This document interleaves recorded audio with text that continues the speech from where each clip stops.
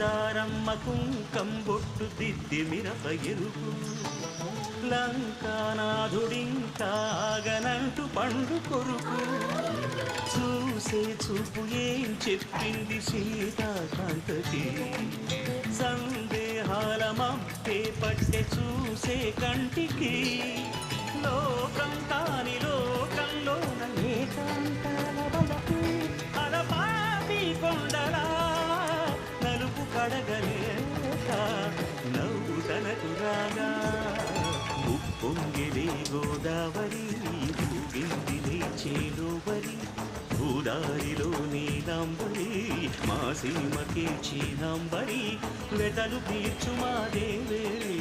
వేదమంటి మా గోదారి శబరి కలిసిన గోదారి రామచరితకే పూదారి